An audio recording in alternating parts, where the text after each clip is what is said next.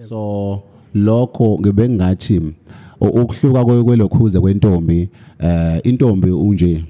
emandulo kusukela emandulo ibihloba ngokuthi ifake mhlambe yona ubuhlalo obumhlophe nje yabo ayifaki into embalabala yabo ifaka nje ubuhlalo nje obumhlophe esho khona uchaku lokho ubuhlalo kusho ukuthi umuntu omsulwa umuntu ongakathintwa yabo umuntu osayintombi yentonto yabo njengoba bethu sebefaka epink nje kube kuhlaza kube blue kube nje so esikhathini ke sokuthuthuka ke ngizosho kanje angazi ngizokuthuthuka noma ngizothi yini isikhathi samanje noma mhlawumbe ukushoda kolwazi kuye ngokuya ke mhlawumbe wabona abantu beshintsha benza lokho nalokho kodwa nje iqiniso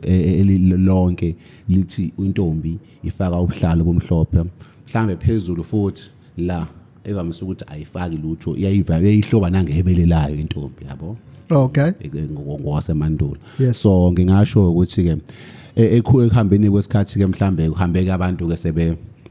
ngeizathi ezahlukahlukene mhlambe lapho uthola ukuthi abantu sebeyadlwengulwa mayibesibele mhlambe noma egqoke kwakhona indlela ekwenzeka ngazo ukuvikela lo simo so ukuthi yoba izwe lingasaphilile nje selinje izwe kwase kwenzeka indlela yokuthi akube khona ukuthi kuqhubeka kodwa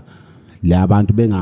kungaqhamuki ngalendlela ekade kuyiyona baqala abantu bebehlonipha bebazi ukuthi intombi nje ayintombi njengamanje uyabona ukuthi umuntu eqhamuka engavezibele baningi izinto ezenzakalayo njengabantu abasuke nje utho mhlawumbe kunabantu abadlongulayo nabo bese samathuba ukuthi bayinyukubeze izingane lokho kungalungile so ngasho ukuthi isimo sentombi bekugqoka kanjalo.